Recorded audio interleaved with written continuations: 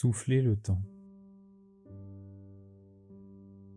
Comme le font tous les moines de toute éternité, Ryokan se penche sur la table où se trouve la bougie, souffle délicatement le temps et laisse apparaître le présent.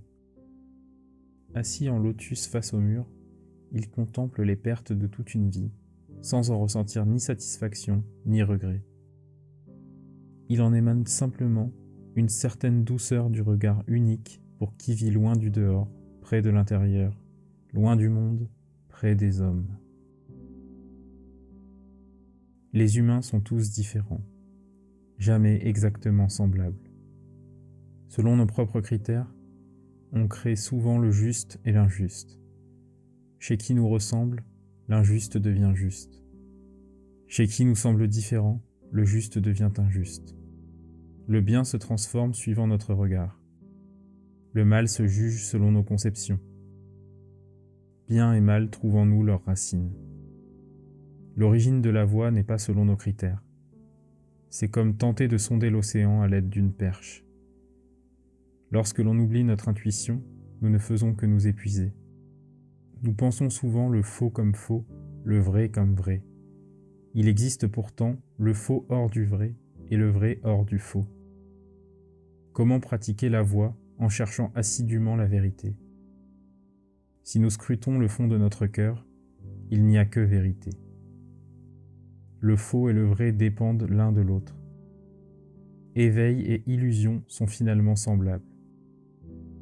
Jour et nuit, je suis silencieux. J'entends le rossignol chanter dans les pins au bord de la rivière. Les grenouilles coassent sous la lune, mais personne pour partager mon émotion. Je ne peux donc qu'écrire ce que j'ai dans le cœur. Les maîtres prêchèrent l'enseignement. Celui-ci renferme la plus haute vérité. Pourtant, le vent amène la pluie et renouvelle la forêt. L'air des montagnes fraîchit au soleil couchant. Des volées d'oiseaux s'en retournent au nid. Il y a là une vérité profonde, mais si je veux l'expliquer, les mots me manquent. Nulle branche dans la forêt que ne visite le printemps. Apprenez à comprendre le sens de cet enseignement. Ne tentez pas de trier la vérité de ce qui ne l'est pas. Une froide soirée dans notre ermitage vide. Le temps se confond à la fumée de l'encens. Au dehors, nombreux sont les pins. Au-dessus de mon lit, combien de livres.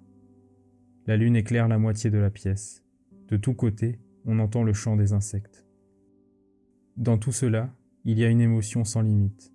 Mais dès qu'on l'aperçoit, les mots disparaissent. Le sommet de la montagne semble figé par la neige. De toutes parts, nulle trace de l'homme. Jour après jour, je ne fais que m'asseoir face au mur. Ma ténacité dans l'idiotie est vraiment sans égale. Je fais des herbes et des arbres mes voisins. Entre égarement et éveil, je ris de mon état. À jambes découvertes, je traverse sans me presser la rivière.